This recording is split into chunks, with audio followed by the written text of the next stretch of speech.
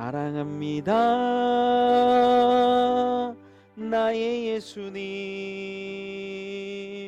고난 가운데 하나님의 영광을 돌린다라는 거예요. 이 마지막 때를 살아가는 사람들, 그들에게 준 이 사도 베드로의 말씀이 어떤 거였냐면, 야 너희 깨어 있어라, 근신해라, 사랑해라. 특히 말씀하려거든 하나님이 말씀하시듯, 무언가를 공급하려면 하나님이 공급하시듯 서로 섬기고 청지기처럼 살아라, 이렇게 권면하거든요. 그런데 그냥 서로 섬겨라, 좋아라 라고 이야기만 하는 것이 아니라 고난 가운데에서도, 또한 치욕 가운데에서도 그것을 기쁨으로, 즐거움으로 참여하고 받아들여라 라고 말씀해요. 13절에는 이렇게 기록합니다. 오히려 너희가 그리스도의 고난에 참여하는 것으로 즐거워하라. 이는 그의 영광을 나타내실 때에 너희로 즐거워하고 기뻐하게 하려 함이라. 예수 믿는 게요, 야 내가 하나님 앞에서도 면류관 받고 칭찬받을 만한 일이고 또 세상에서도 인정받고 사랑받을 일이면 얼마나 좋겠어요. 그런데 베드로는 그렇게 말하지 않아요. 성경은 그렇게 말씀하지 않아요. 우리가 하나님 앞에서 그리스도인 됨으로 때로는 고난받고 치욕 가운데, 부끄러움 가운데 거할 것을 말씀하고 있다라는 거죠. 기독교인으로서 여러분, 고난받고 치욕 가운데, 부끄러움 가운데 거하기 좋으십니까? 쉽지 않죠. 저희 어머니 권사님이 예전에 이 금강산 관광의 길이 열렸을 때 금강산을 다녀오셨어요. 금강산 가면 뭐 이렇게 관광 코스가 다 있대요. 산 쭉 올라가는데 중턱쯤 올라가다가 그만 올라가고 안 올라가고 싶더래요. 이렇게 중간에서 이렇게 내려오는데 그 금강산 등산로에 곳곳에 이렇게 북한에 뭐 감시원이라고 얘기해야 되나 안내원이라고 얘기해야 되나 그런 분들이 이렇게 곳곳에 있답니다. 그분하고 대화할 수 있게 되었대요. 뭐 경제 얘기도 하고 정치 얘기도 하고 뭐 일본 얘기도 하고 미국 얘기도 하고 쭉 얘기를 하는데, 그러다가 야 금강산 참 아름답다 그런 얘기가 나왔대요.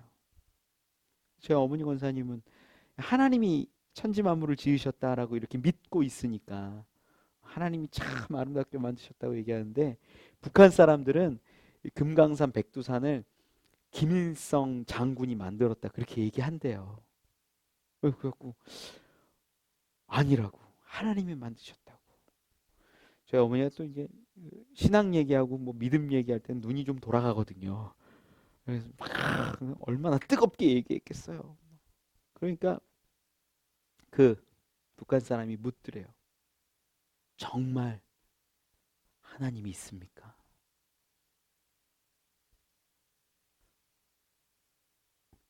그 사람에게 분명하게 하나님을, 예수 그리스도를 선포하고 이 길을 내려왔어요. 버스에 다 올라탔는데 저쪽에 보니까 그 안내원이 막 뛰어오더래요. 다른 여자 안내원 손을 잡고 막 때려. 순간적으로 저희 어머니가 아 나를 찾는구나. 후다닥 내려갔대요. 내려가서 혹시 나 찾는 거 아니냐고. 그러니까 이 안내원이 얘기하기를 이 친구 위해서 기도해 달라고. 저희 어머니 느낌이 이제 이 사람들이 하나님을 아는 사람들이구나 느낌이 오더래요. 기도해 줬대요. 그 자리에서 얼마나 뜨겁게 기도했겠어요. 얼마나 생명 위해서 기도했겠어요. 그리고 그를 보내고 돌려보내고 버스 올라탔는데 이 버스에 탄 사람들이 난린 거예요. 아줌마 도대체 뭐 하는 거예요? 그때까지만 해도 정말로 북한 그 사람들하고 잘못 접촉하고 잘못 대화하면 억류되던 시절이거든요. 억류됐던 기사들이 실제로 있습니다. 이제 사람들이 다른 관광지 갈 때마다 4명, 5명이 저희 어머니 권사님을 앞뒤로 밀착 마크하더래요.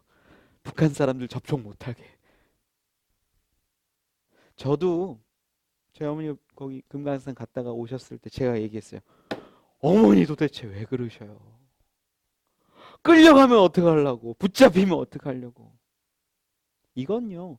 아마 제가 목사여도 그렇게 할 거고 제가 아들이기 때문에 그렇게 한 것이기도 합니다.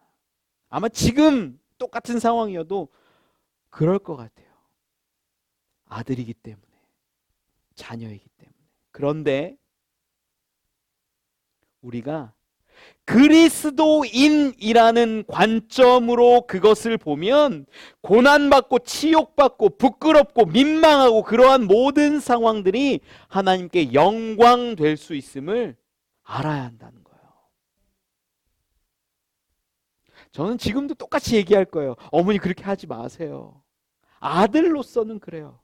그런데 그리스도인으로서 다시 한번 바라보고 다시 한번 이야기하라면 제 마음 가운데에서도 갈등이 일어납니다.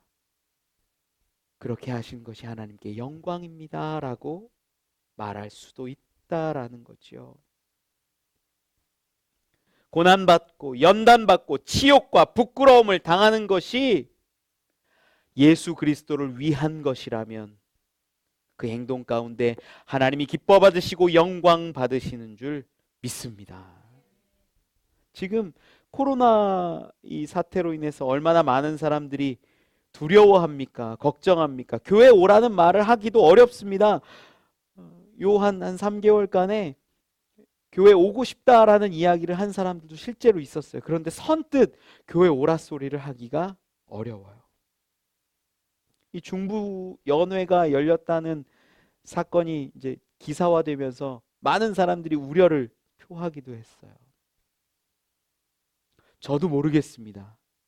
솔직히 이런 상황에서 어떻게 복음을 전해야 하는 것이 좋은지, 어떻게 그리스도인으로 살아가는 것이 좋은지 알지 못해요. 그러나 우리에게 본질이 있는데 그 본질은 하나님의 이름으로, 예수 그리스도의 이름으로 고난받고 치욕받는 것이 하나님께 영광 될 수 있다라는 것입니다. 저는 이 위기가 다시 한번 기회가 될 수 있기를 원해요. 기독교의 힘은요, 모이는 데 있지 않고 기독교인의 힘은 낮아짐으로, 겸손함으로, 엎드림으로, 치욕받음으로, 부끄러움으로 얻는 것 아닐런지요. 우리 예수님은요, 영광 받으실 때 왕좌에 앉으셔서 영광 받으신 것이 아니라 낮고 천한 곳에 십자가에 달리셔서 우리의 예배와 영광을 받으시는 것 아닐까요? 예수님은 당신의 하나님의 독생자 되셨다라는 그 사건을 십자가를 통해 보여주십니다. 낮아짐이에요, 죽어짐이에요, 부끄러움이에요, 수치예요. 하지만 그 가운데 하나님이 예수님을 영광 가운데, 부활 가운데 일으켜 주시는 것 아닙니까? 기독교의 원리는 아주 간단해요. 죽으면 부활할 것이요, 낮아지면 일으키실 것이며, 마음 상하면 위로해 주실 것이다. 이게 하나님의 원리와 원칙이에요. 베드로도 이야기합니다. 우리가 고난받고 치욕받고 우리가 아픔 가운데 연단 가운데 있을 때 하나님이 우리 가운데 기뻐함으로 영광 받으신다 말씀합니다. 여러분, 그리스도인으로서 받는 고난 기뻐 받을 수 있는 참 자녀 되시길 원합니다. 저도 어렵습니다. 알지 못합니다. 두렵습니다. 하지만 그 고난이 다가오고 그것을 기쁨으로 받는 것이 참 그리스도인의 마지막 때를 살아가는 모습됨을 믿습니다.